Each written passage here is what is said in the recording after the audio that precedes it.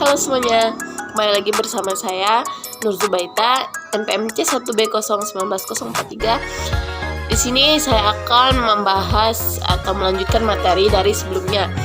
Di sini saya akan membahas tentang saham dan juga valuasinya. Kemudian di sini pada materi pertama kita akan membahas tentang hak hukum dan pemegang saham biasa. Sebelum itu, pemegang saham biasa adalah pemilik dari sebuah perusahaan. Oleh karena itu, mereka memiliki beberapa hak dan keistimewaan tertentu.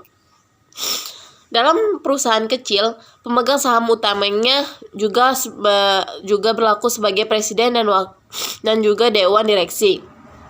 Tetapi dalam perusahaan besar atau terbuka, manajer umumnya memiliki saham, tetapi kepemilikan pribadi tersebut tidak cukup untuk memberi mereka hak untuk suara. Dalam Undang-Undang Federal Negara Bagian mengatur bagaimana pelaksanaan pengendalian para pemegang saham. Pertama-tama, perusahaan harus mengadakan pemilihan direktur secara berkala, biasanya 1 kali dalam 3 tahun. Dengan pengambilan suara yang dilakukan dalam rapat umum tahunan, seringkali sepertiga dari jumlah direktur dipilih setiap tahun untuk masa 3 tahun. Setiap lembar saham memiliki 1 hak suara. Jadi jika kepemilikan ada 1000, maka akan memiliki 1000 hak suara untuk setiap direktur.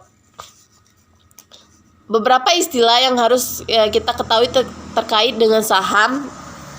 Pertama itu adalah mandat atau proxy.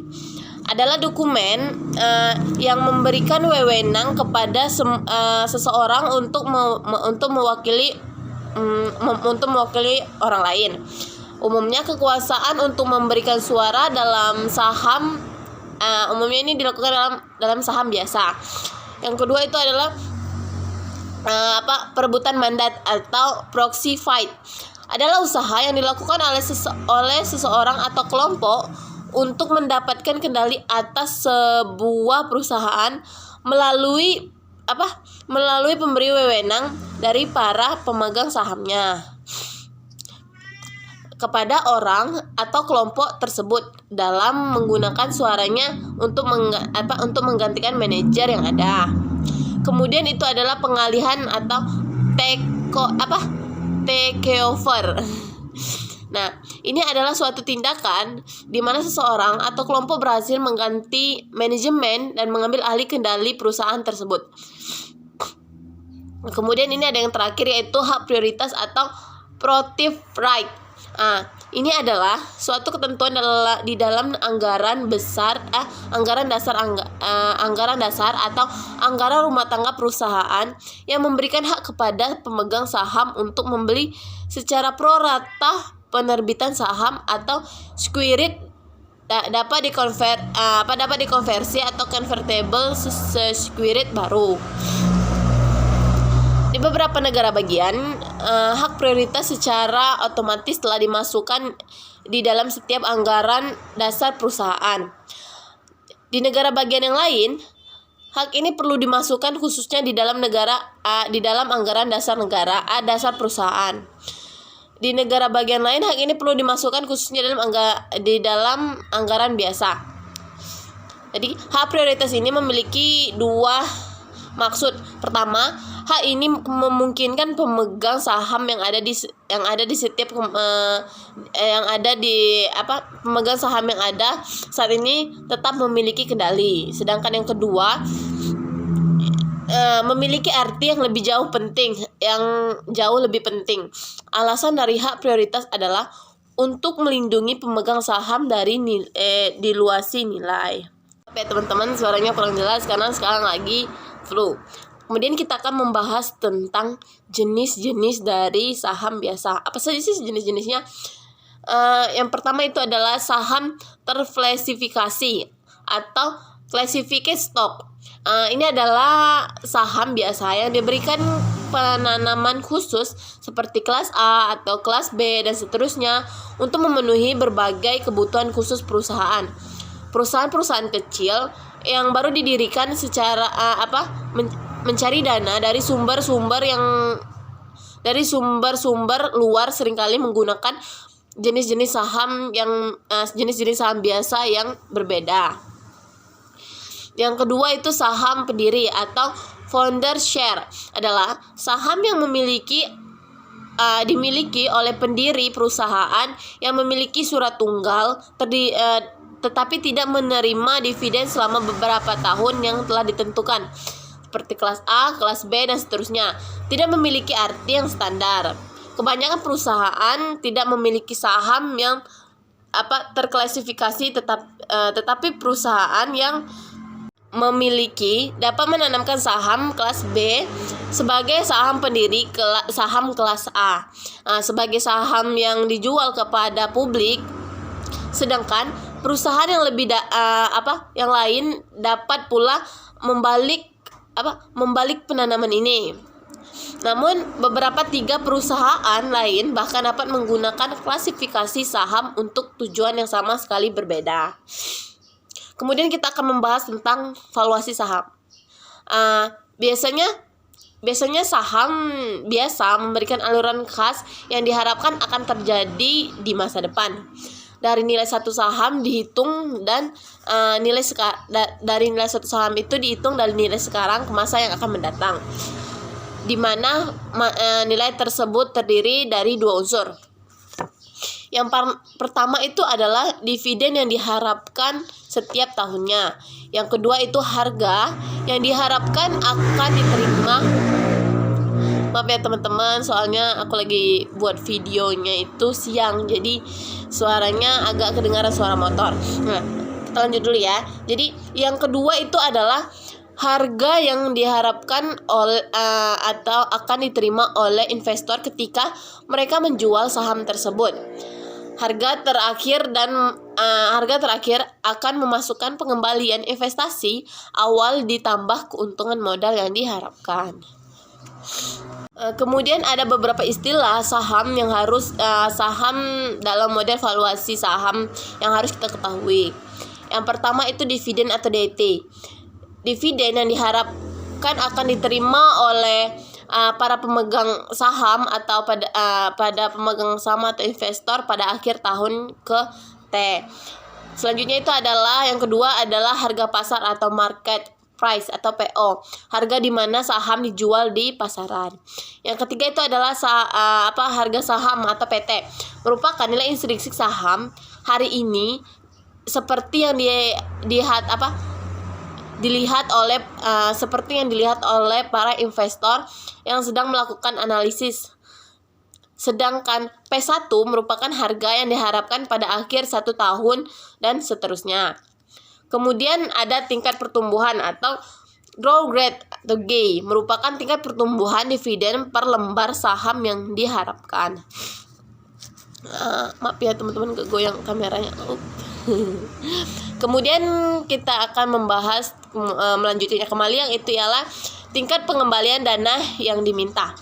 Tingkat pengembalian yang diminta atau required rate of return atau RS.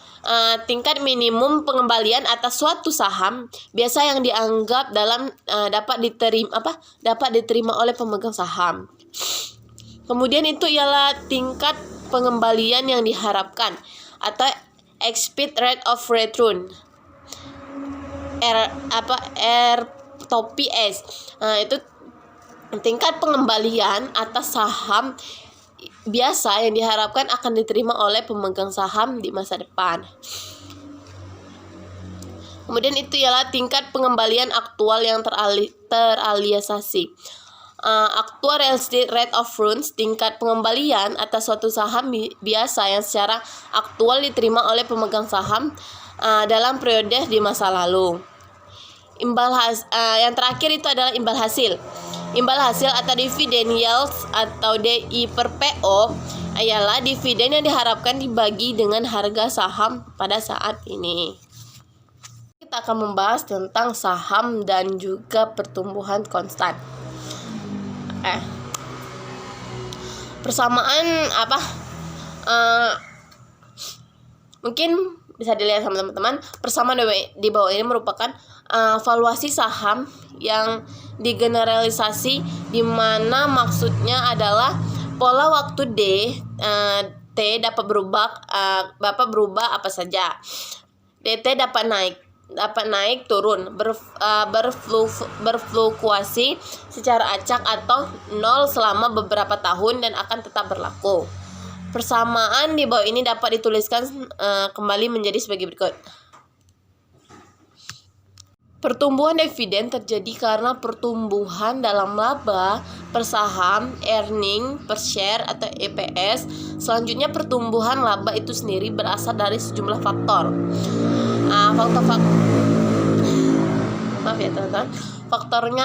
Faktornya diantara lain: satu, jumlah laba yang dipertahankan dan diinvestasikan kembali oleh perusahaan.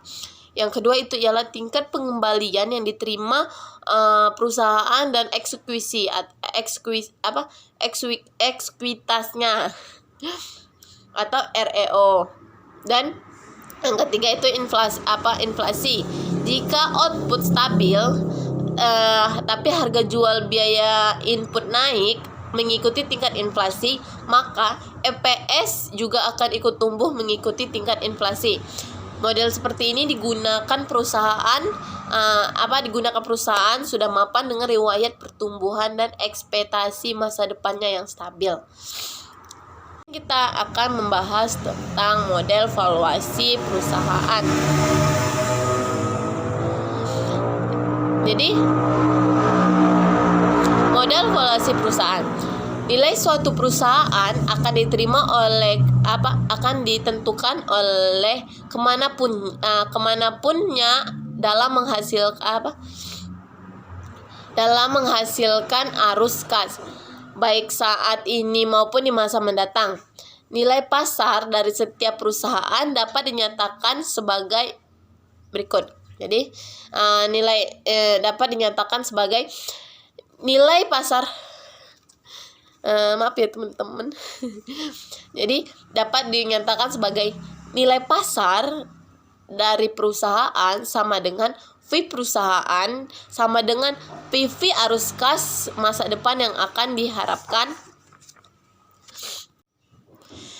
Kemudian arus kas bebas akan mencerminkan kas yang dihasilkan dalam satu tahun tertentu dikurangi kas yang dibutuhkan untuk menandai beban modal dan modal kerja operasi yang dibutuhkan untuk menyongkrong pertumbuhan di masa depan. Lebih khusus lagi ditunjukkan bahwa arus kas bebas atau free cash flows atau FCF yaitu sebagai berikut. Nilai dari sebuah perusahaan adalah nilai sekarang dari nilai FCF masa depannya. Untuk menghitung nilai sebuah perusahaan, kita harus melakukan langkah-langkah sebagai berikut. Yang pertama itu ialah asumsikan dulu perusahaan akan mengalami pertumbuhan non konstan selama N tahun, di mana setelahnya perusahaan akan tumbuh dengan tingkat pertumbuhan non konstan yang sama. Kemudian yang kedua itu hitunglah arus kas bebas yang akan diarahkan atau FCF untuk masing-masing tahun dengan pertumbuhan non konstan dan menghitung PF arus kas tersebut. Kemudian kenali bahwa setelah tahun N pertumbuhannya akan konstan, maka kita dapat menggunakan rumus pertumbuhan konstan untuk menemukan nilai perusahaan pada tahun tersebut atau pada tahun N, yaitu nilai akhir ini adalah jumlahkan PF dari FCF untuk N ditambah 1 dan seluruh tahun sesudahnya. Terus yang didiskontakan. yang didiskontokan. Kemudian kembali ke 16 tahun N. Kemudian nilai tahun N harus didiskontokan kembali ke saat ini untuk menemukan nilai PF-nya pada tahun 0. Kemudian yang terakhir itu ialah jumlahkanlah seluruh PF dari arus kas bebas tahunan selama periode non konstan. Kas bebas di luar periode pertumbuhan non konstan dengan menggunakan rumus pertumbuhan non konstan, yaitu nilai akhir akan dihitung dengan cara nilai akhir sama dengan V perusahaan pada T sama dengan N sama dengan FCF ditambah 1 per WACC per GFCF. Di sini GFCF adalah tingkat konstan di mana arus kas bebas diharapkan tumbuh setelah tahun N. Dalam membandingkan model tata perusahaan dengan model tumbuhan dividen. Jadi menurut prinsipnya, jika kita menggunakan model total perusahaan atau model pertumbuhan untuk membuat saham, kita seharusnya akan menemukan nilai intrinsik yang sama. Penting untuk disadari bahwa perkiraan nilai saham sangat sensitif terhadap asumsi-asumsi yang diharapkan. Valuasi harga saham sangat tergantung pada input para analis. Lebih lagi, pendapat di antara para analis akan nilai dari harga saham suatu perusahaan dapat sangat bervariasi. Pada praktisnya, perkiraan nilai intrinsik akan sering mengalami penyimpangan yang cukup besar dari harga saham aktual. Penyimpangan itu terjadi karena perbedaan asumsi yang digunakan para mal dengan asumsi dari para investor manajerial di dalam pasar. Jika asumsi yang kita gunakan tentang arus kas awal, tingkat pertumbuhan jangka panjang, jumlah tahun sebelum pertumbuhan normal dimulai, dan WACC kurang berbeda dari asumsi-asumsi pasar, maka nilai yang diramalkan berada di atas atau di bawah harga aktual. Kemudian kita akan membahas mengenai equilibrium pasar saham. Equilibrium sendiri memiliki arti kondisi di mana ekspektasi tingkat pengembalian suatu efek akan sama dengan tingkat pengembalian yang diminta. Investor manajerial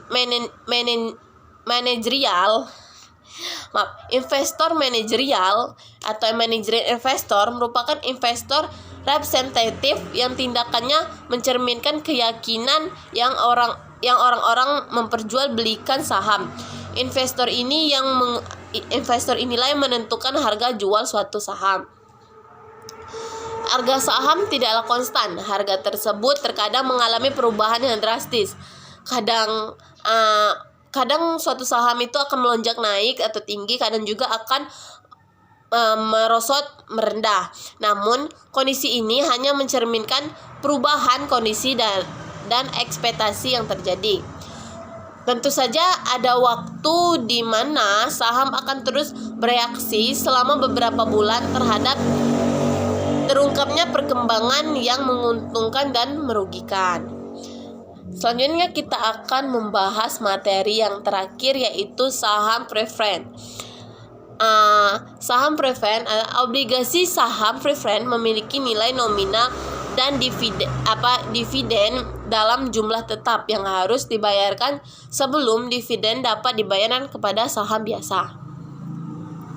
Jadi teman-teman, itulah materi yang bisa saya sampaikan pada kesempatan kali ini. Mohon maaf jika terdapat banyak kesalahan kata-kata atau penyebutan. Sebelumnya, semoga apa yang saya sampaikan dapat bermanfaat bagi teman-teman dan juga Untuk diri saya sendiri, saya akhiri saja. Wassalamualaikum warahmatullahi wabarakatuh. Semoga bertemu lagi di next materi selanjutnya. Dadah.